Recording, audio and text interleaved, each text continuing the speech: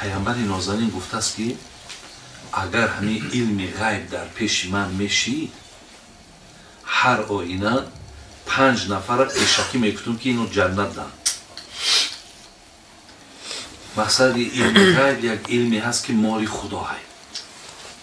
این مال من نیست. من از غیب چیزی برای شما بیان کردن نمیتونم. اگر میدانستم 5 نفر پیشکی میگفتم شما در جنتی. برادران این 5 نفری خوشبخت کیه؟ این 5 نفری با سعادت کیه؟ ای کاش از یکی از اینا ما و شما هم باشیم تا پیامبر پیشکی ما را بشارتی به جنت میتن. میگه یکم الفقیر صاحب العیال. یکم برادران عزیز یک آدمی که مسکینه، فقیره، کم بضاعته، ناتوانه، به شرایطه، خب گوییم با اصطلاح امروزه بسیار بسیار کم بغله، با صاحب عیاله، فرزنداره. بازم این برادران عزیز و گرامی هیچ وقت بندگی خدا را ترک نمیکنه. روزهای فقیری را گذراندن برادران عزیز این بسیار کاری دشواره. آدم ای سحر تا بگاه در حالت فقر گذرانیدن روز خیلی و خیلی کاری مشکله، خیلی و خیلی گویم یک مصیبت های. خیلی یک آدم یک مصیبت پشت میبره. چی پیامبر نازنین میگه اللهم اینی اعوذ بک من الکفر و الفقر. من از الله مهربان از فقر پناه طلب میکنم. زیرا برادران عزیز باز میگم طی کردن راه فقر بسیار مشکله، بسیار مشکله. هر کس در حالت فقر برادران عزیز باز پایبند عبادت شدن یا منشأ درآمد چه از راه حلال کردن خیلی و خیلی اعتقاد مستحکم، بسیار بسیار ایمان کامل در کار، ایمان کامل در کار. بی کم ترک اگر ناتوانی و ناداری دست ما اگر دامن ما بگیره اونقدر ما ایمان من ضعفه که برای بهبود چیدن ای کجایی که اگر مبادای درآمد اگر بیاید راضی میشیم. از کجای بیاد درآمد ما راضی میشیم. برای همین است که جناب جلال الدین رومی میگو هر که آخر بین بود اون مؤمن است.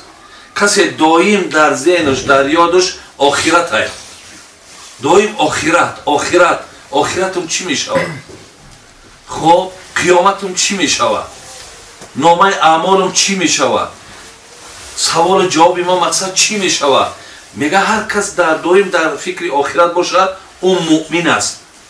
هر که آخر بین بود او بدین است. یکی میگه کسی اگر آخرش فکر کند دیندار است، کسی آخرش فکر کند آخرجش او دین ندارد. یعنی به خاطر آخر، به خاطر شکم اگر در هر کاری که اگر اجازت داد رهایی داد حضرت میگه او بدین است. ولی من حدیث اسامه حدیث متفقون علیه است، جناب بخاری و مسلم روایت کرده. امام حضرت ابو اسامه روایت میکنه میگه پیامبر نازنین گفت دخلت الجنه قمت علی باب الجنه فاذا عامت من دخلها المساکین. میگه وقتی که من داخل جنت شدم این خبرهاشو این مژده ها را ای شب معراج گپ زده سید، ای شبی که سیر جنت کرد و سیر دوزخ هم کرد. میگه وقتی من دیدم مردمی که سله جنت میدرویند پرسیدم اینا کیان؟ گفتن اینا مسکین ها هست، بیچاره ها هست، کم بغل ها هست، اینها وارد جنت شدند و اصحاب الجد محبوسون.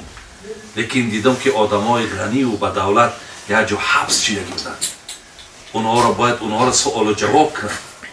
و قمت علی باب النار فاذا عامت من دخلها النساء.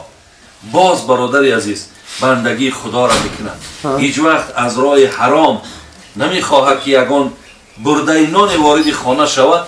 حضرت گویم پیشکی این کس میگم این ای اهل جنت های. ولی در زمانهای پیامبر حکایه میکنن، میگد یک فقیر آمد رنگ خانه قدرت الله برادر ما حجوری آدما پور در گردی پیامبر شدگی یک نگاه کرد جا نیافت که جا دا بشینم. میگد این مردک میگه آدمی آمدگی میگه آدمی میگه بسیار ثروتمند بود، خواست جا بیانه، بعد نگاه کرد بهر یک آدمی کمبغل، پهلو یک آدمی کمبغل خالی های یکی لباسوش به حد چرکه، مقصد همه دریدگی و خیلی آدمی کمبغل، خیلی آدم کمتر میگه ارکگی کدو، همین آمد بری همین کمبغل در شیشت همین تا دامنش میگه جمع کرد که پیامبر میگه دیدش، گفت ترسیدی که کمبغلیش سرایتت میکنه. این بسیار یک سخنی مثال وزنینی هست. گفت ترسیدی که کمبغلیش در تو میگذره که میگه جاش خیز. گفت پیامبر نازنین حقیقتا آن چیزی که شما میگین گفت شما حق میگید، مقصد من دامن ما جمع کردم تا در لباس همین آدم آلوده نشود، لیکن به خاطر آن که اگر دل همین بنده رنجیده باشه نصف مال ما دادمش، مرا ببخشه نصف مال ما دادمش. میگه پیامبر گفت که چی میگوی در گپی برادرت؟ گفت پیامبر نازنین اگر همه مال شبتر من قبول ندارم، لیکن من همچون برادری مسلمان من این کسا بخشیدم تا منم مالدار شم رنگ همین نشم است، منم مالدار شم رنگ همین ای فقیرها یکی مثال پرهیز نکنم، راه گریز انتخاب نکنم. ولی جنابی همین سفیان ثوری بسیار یک گپی زیبا دارد، میگه اگر یک آدمی کمبغل بیچاره رعایت نکرده اینجا تو آش خورده سید همین بیا در پهلوها کرد بشینند شاید درست کنه خورده میگیرد، همینجا اگر تبت خیره شود تو تکبری تو کبر داری، تو کبر داری. پهلو در نشستگی آدمی کمبغل هم میگه باید که هیچ وقت شیشت مرحمت برادر عزیز آشد شود، باید میگه با دلی صاف باشد. اگر که یک دیدی که نفاریده و تبت نکشید میگه تو در وجودت کبر داری. یکم برادرها خلاص آدمی فقیر. دویم حضرت گفتن دویم نفری که داخل جنت میشود گفتن المرأة راضی عنها زوجها. دویم زنی که شوهرش بگن همه زنک چیل خیر راضی هستی یا نه، دستاش برداره بگم برادر از من صد جانی خدایم زنک راضی، میگه این زن داخل جنت ده، این زنک در داخل جنت. ولی دیدین که همین تمام دولها در وقتی زنهای دنیا میگذرن شوهراشون میپرسن ای زن راضی هستی یا نه. حتی ما در حدیث داریم پیامبر نازنین میگه ایوم امرأة ماتت و زوجها عنها راض دخلت الجنه. کدام زن دنیا گذره و شوهر راضی باشه و داخل جنت. برای همین خواهرای ما هم باید بسیار سعی کنن، بسیار حرکت کنن، بسیار کوشش کنن که دل شوهرها را به دست بیارن، باید شوهرها را احترام کنن، به قدر شوهرها رسن. ما برادرای عزیز در گرد همین احترام مرد بسیار سخنهای زیاد گفتگیم، لیکن همون زمانهایی که ما دعوت میکردیم کم کمک همین کمبودی های طرف زنها بود. ولی اینه دوره چند سالی که گذشت امروزا احساس میکنیم که مردکامون هم کمبودی زیاد پیدا کن. مردکا هم برادر عزیز در زندگی کمبودی زیاد پیدا کن. یعنی مقصد چی هست؟ آیت قرآن میگه هن لباس لکم و انتم لباس لهم. الله ربی چه برابر میگیره؟ شما لباس زنها هستین، زنها لباس شما هستن. یعنی آمیزش هست. یعنی این معنی را ندارد که زن برای دل شوهر یافتن خب تمامی سعی و کوشش صرف کنه و لیکن مردک برای آن که مسئولیت بزیمه داره که در نسبت زنش خود دوست داشتنش، خود احترامش، خود تامینات لباسش، خود تامینات شکمش، خود سخن نیک و امام احمد حنبل با چه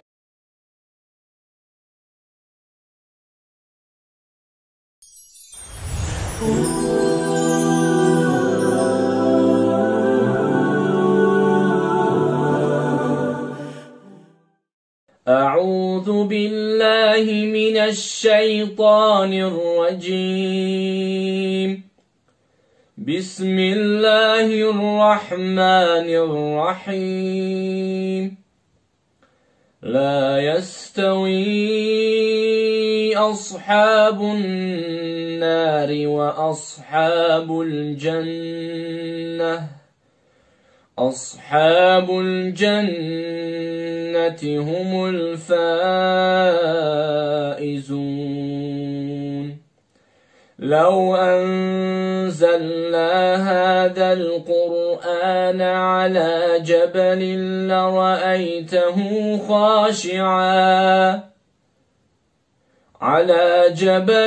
لرأيته خاشعا متصدعا من خشية الله.